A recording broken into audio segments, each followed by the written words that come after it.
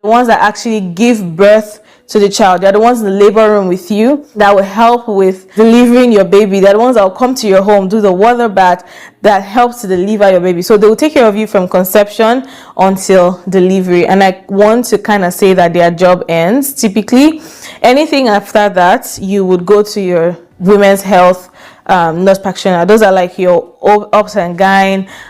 They will take care of you, like if you have PCOS, endometriosis, postpartum.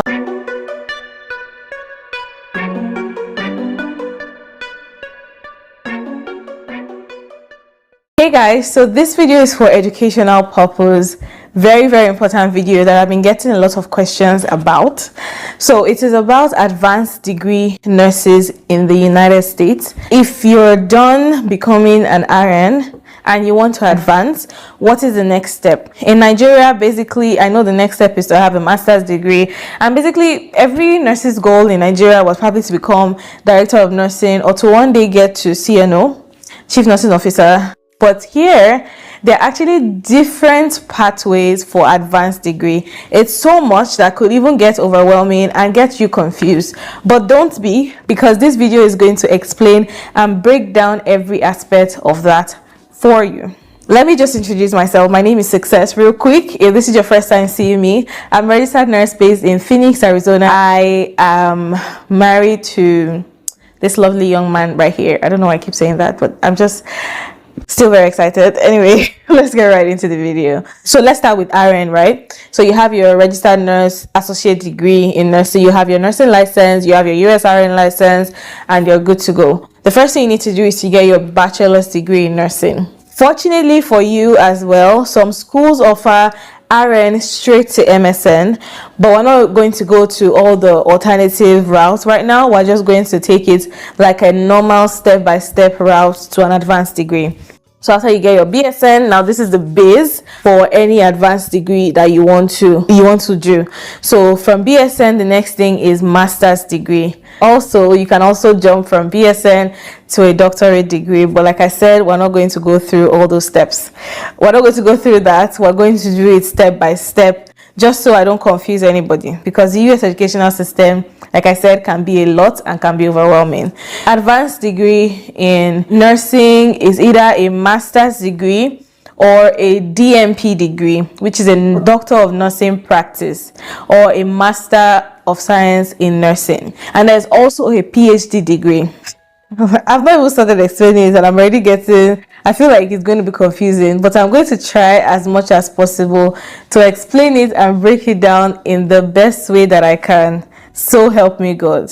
So after your BSN, to advance as a nurse, you can either be a nurse practitioner. Let me do it this way. I think it will be easier to explain this way. You can either be a nurse practitioner, a clinical nurse specialist, a nurse midwife, a nurse anesthetist, or a nurse educator. Let me say that again. To advance in nursing, there are different pathways to choose from. 1, 2, 3, 4, 5. You can either be a nurse educator, a nurse practitioner, a registered nurse anesthetist, a clinical nurse specialist, or a nurse midwife. 5. Let's take it step by step. To become a nurse educator, you have to have either a master's degree in nursing education, a doctorate degree in nursing education, which will be PhD, to be in education. So you have to have your master's in nursing education and or a PhD in nursing education, or just a PhD. Then you become a nurse educator. But you can also do that having a master's, right? The PhD is just an advance from the master's. Now that's for number 1. What are nurse educators? They are the ones that teach nursing, either basic, post-basic, university, graduate level. Now, as a master's degree holder in nursing, you can teach BSN nurses, associate degree, but then you have to have maybe a PhD to be able to teach master's degree nursing and PhD degree nursing. So that's number 1. Number 2, nurse midwife, certified nurse midwife. Now, to be a certified nurse midwife, you have to have either a master's degree and a PhD degree, like I said. But a master's degree will get you there. You become a certified nurse midwife with a master's degree. You can also decide to add a Doctor of Nursing Practice degree. So DNP and PhD are different. DNP is Doctor of Nursing Practice. PhD is philosophy, like normal PhD. I'm going to be using the two words interchangeably, so let me quickly get it out of the way by explaining the meaning before we continue. Please don't be confused. Just follow the video as it's going. So DNP is Doctor of Nursing Practice, which is an advanced degree in nursing that specializes mostly on clinical expertise, leadership, and healthcare policy. So they're the one that make healthcare policy. You get to leadership position faster. You go up the ladder really fast, and you have clinical expertise. So clinical expertise, leadership, and healthcare policies, DNP. While PhD is primarily for research and academia. So know what you want before going to either. If you love research, if you love academia, you want to be in school, you want to teach, you love research, PhD is the way for you. If you want to be in the clinical setting and get to the top of your profession, DNP is the right one for you. So it's leadership and healthcare policy. Now let me also make this clear. Having a DNP or a master's degree in a particular specialty doesn't make you more knowledgeable in that specialty as a DNP. DNP degree, that extra degree, is just for leadership and healthcare policy and more expertise when it comes to leadership, basically. So you and a master's degree in a specialty writes the same board exam. You have the same qualification. The only difference is you're a doctor of nursing, and meaning you have more leadership qualities, more managerial qualities, and you make healthcare policy. So you're a thought leader. You're a thought leader in that profession you find yourself. So let me get that out of the way again. So where did we stop? Stopped at being a midwife, right? Someone also asked me the question, what's the difference between a nurse midwife and a women's health nurse practitioner? Now, before I go into nurse practitioners, let me just say that nurse midwives are those that specialize in women's health and childbirth. So they are the ones that actually give birth to the child. They're the ones in the labor room with you that will help with delivering your baby. They're the ones that will come to your home, do the water bath that helps to deliver your baby. So they will take care of you from conception until delivery. And I want to kind of say that their job ends typically. Anything after that, you would go to your women's health nurse practitioner. Those are like your obs and gyn. They will take care of you, like if you have PCOS, endometriosis, postpartum, stuff like that. They will take care of you. I think midwife also take care of you in postpartum, but you get what I mean. So midwife is basically you and your baby, and then women's health is just the women's health. So I didn't mean to, I just wanted to put that out there before I go on. But yes, so I've explained what the nurse educator does. I've explained nurse midwife. So the qualification needed for a nurse educator, like I said, is just master's or PhD. And then the nurse midwife is just master's or and DNP or and PhD is just an additional. But basically, you just need your master's to write the board exam for nurse midwife. Now, the next thing on my list is clinical nurse specialist. So this one provides expert level clinical care and influences patient outcomes. Where can you work? At the hospital. So you will be like all the CNO, all the leadership positions in the hospital. You'll be part of the board in the hospital. You engage in research as well. You create policies for the hospital.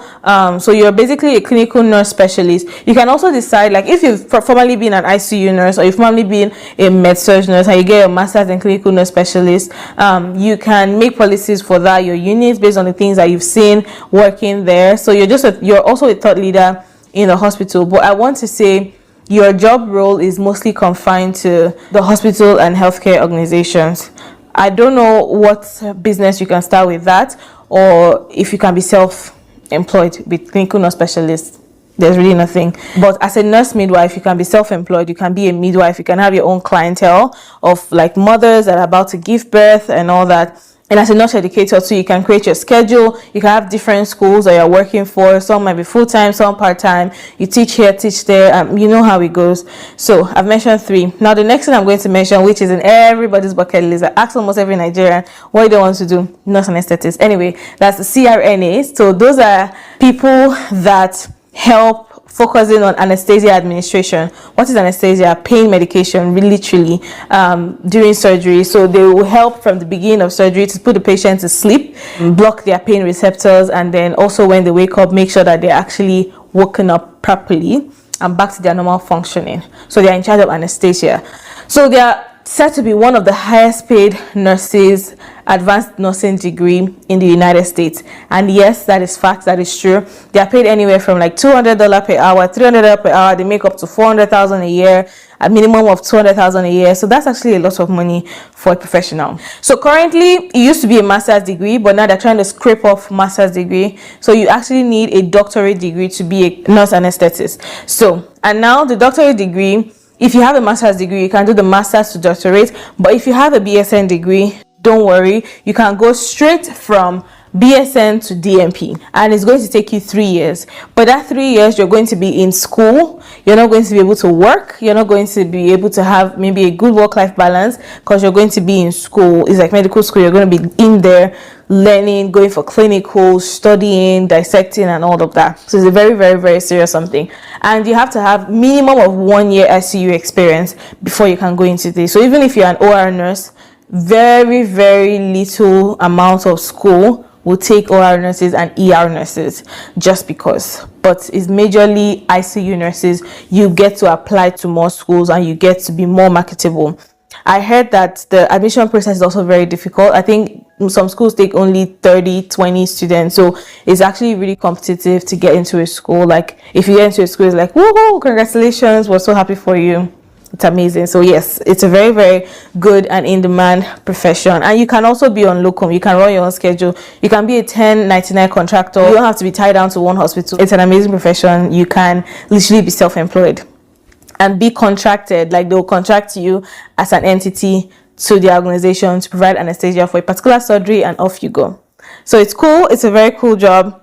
But you need a DMP. You're going to be a doctor after you do that. The next one, which I'd say is the last one that is the most popular, the most common, is nurse practitioner. Now, what are nurse practitioners? Nurse practitioners are advanced degree nurses. They typically diagnose, they treat, and they prescribe, which is primarily the role of the doctor as we've always known it to be for years to come.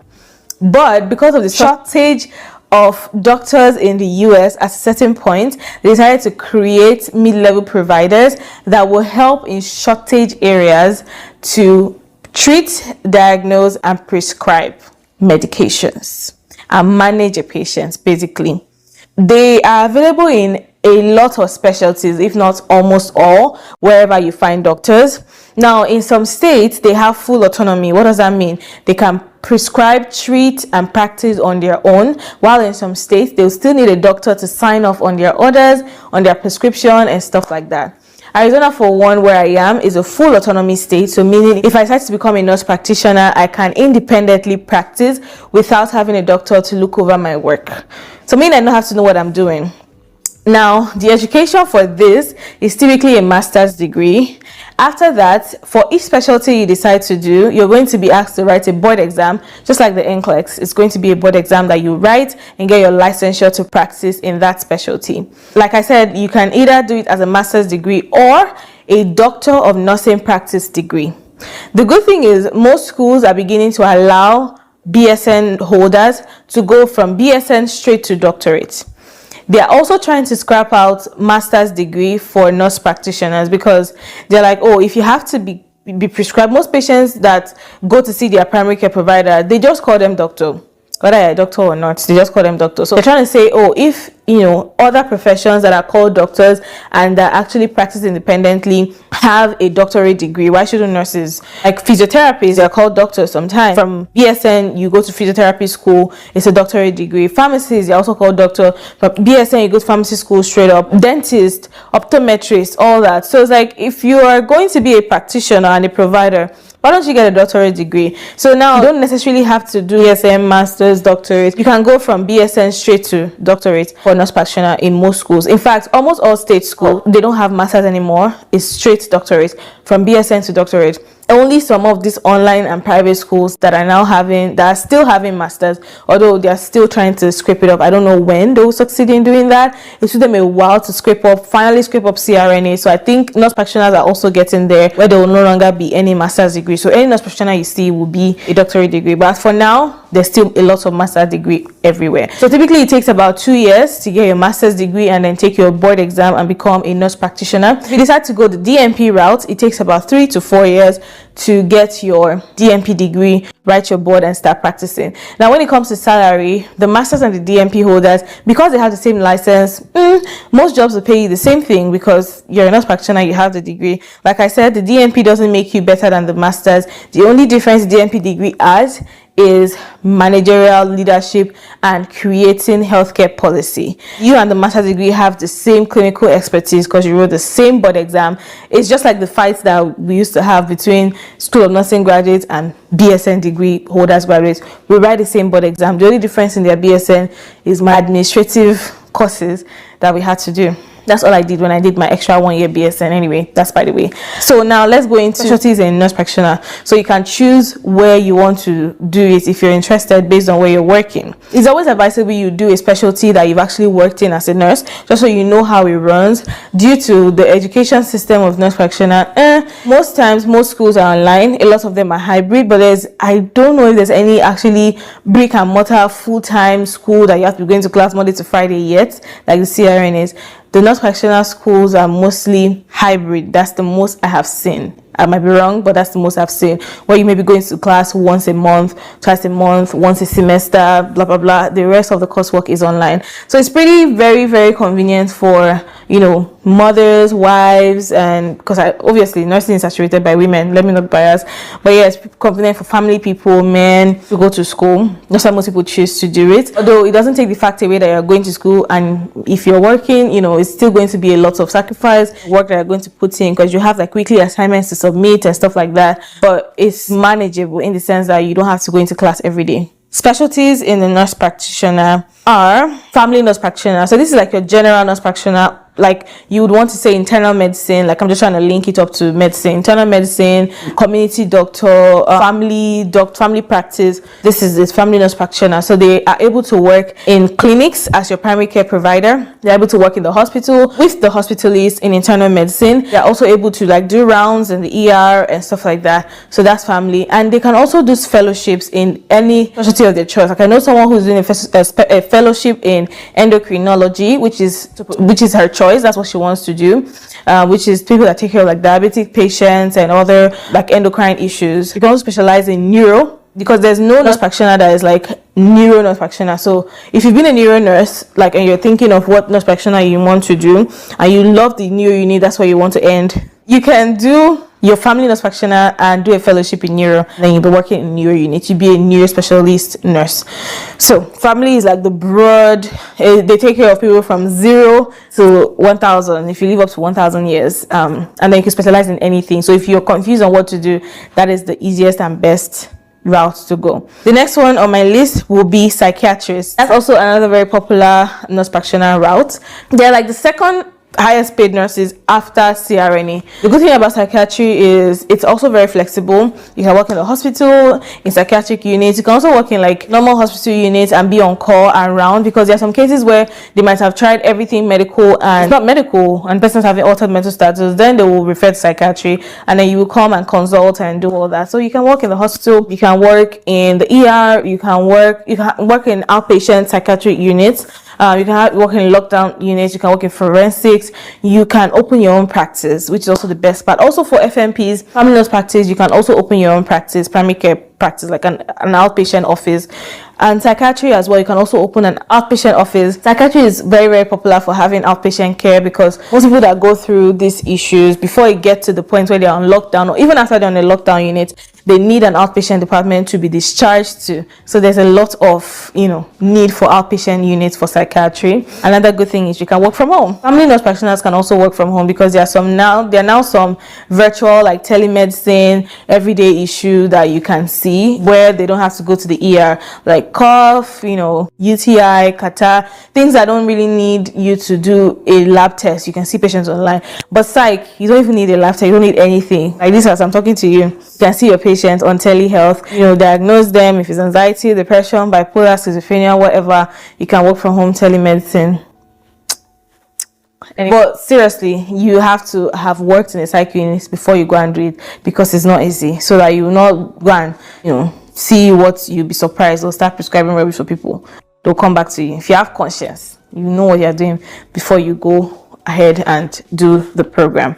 But it's actually a very good program to do. The next thing is acute care. So acute care nurse practitioners are advanced level nurse practitioners. They're like I don't want to say step up the family, but they do more procedures. Here, that's the word. They do more procedures than family nurse practitioners. So if you've been an ICU nurse and you don't want to be a CRNA, you don't know what to do, advanced care will be good for you, because then you can work in the ICU as well. You can work in PCU. You can help in like putting central lines. You can help in doing like atrial blood draws. You can help in like a lot of advanced procedures that families might not be skilled to do.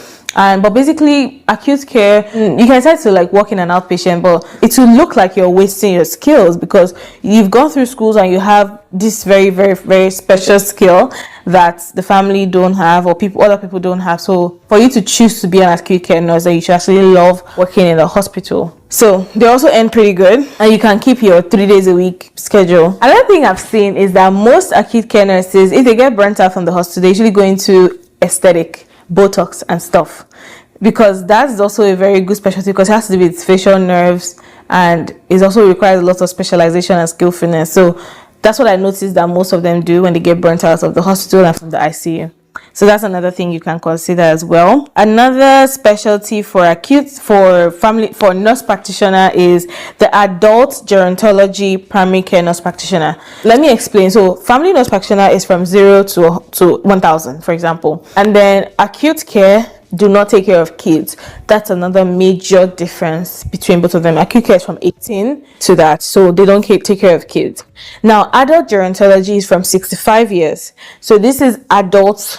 So there's adult gerontology primary care nurse practitioner, and there's adult gerontology acute care nurse practitioner. So adult gerontology primary care is from 65 to 1,000. I'm just saying, nobody lives up to 1,000, but yeah, 65 to 1,000. But primary care, so meaning outpatient stuff, family stuff, internal medicine stuff. Then adult gerontology acute care is critical care stuff, but still for old people from 65 upward. Another specialty is pediatric nurse practitioner. As the name implies, pediatric, children. So nurse practitioner for children. There's pediatric primary care nurse practitioner for children, and there's pediatric acute care nurse practitioner, which is critical children. There's also neonatal nurse practitioner. So neonatal nurse practitioners take care of newborns, especially those with complicated issues during delivery and prenatal care. So that's the neonatal nurse practitioner. And then we also have women's health nurse practitioner. I've kind of sneaked this in the beginning where I differentiated the women's health from the midwife. So the women's health nurse practitioner, they provide reproductive and gynecological care, parental counseling, and menopause management to women. So as the name implies, women. You cannot see men, just women. There's also emergency nurse practitioner. This one is fairly new, but if you're an ER nurse every day, any day, and you love it, you cannot see yourself doing anything else, and you want to be a nurse practitioner, you don't have to think twice. ER nurse practitioner, but that's the only place you can work. That's the only place you should work with your expertise and your skills. We also have oncology nurse practitioner. Very few schools are offering this one. It's not as popular though, but as the name implies, specialize in cancer care and help manage treatments, plans, chemotherapy, and system management. You can specialize in different fields as a family nurse practitioner. As I mentioned, you specialize in orthopedic, cardiology, dermatology, endocrinology. So these ones don't have specific schools for them. You just need to become a family nurse practitioner, and then you just do a fellowship in this, like if you like orthopedics, cardiology, dermatology, endocrinology, or whatever. Just take certifications and just keep climbing up the ladder. So I hope with this video I've been able to explain all the advanced degree nurses. If you have questions, please drop them down in the comment section. I want to answer. I feel like I've mumbled a lot and I don't even know. I'll go back and watch the video and see if I even understood what I said, but I just hope that I've not confused you guys at all. Like I said, it's a lot to take in, but once you just understand the basics, you know that there's nurse practitioner, there's nurse midwife, there's nurse educator, there's clinic anesthetist, and there's clinical nurse specialist. Those are the 5. Really straightforward, and then from there it begins to break down into gaps. So you just identify where you want to be in nursing. Do you want to be a master's degree holder? Do you want to be a doctor of nursing practice? Do you want to be a PhD holder? Do you want to be a nurse, anesthetic, CRNA? Like, where do you see yourself in the nearest future? Or do you just want to be an RN? I've met people who genuinely just want to be an RN, and it's not just, it is beautiful. We still need RNs. We need people who will be at the bedside, who take care of people, and there's also so many things that you can do as an RN. In my next video, I'm going to talk about the non-bedside roles that you can do as an RN, and you can even earn as a nurse practitioner.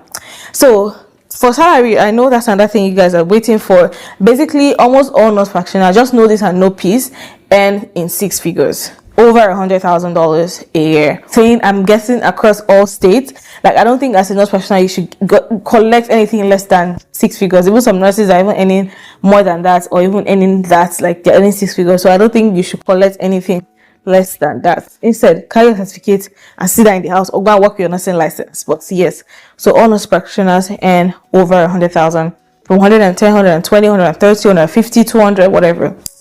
Depends on the state, depends on the specialty as well. Thank you guys for watching, and I'll see you in my next video. Let me know if there's any other video suggestion you'd like to see. I'm glad to do that for you. Take care and have a blessed week ahead. Bye.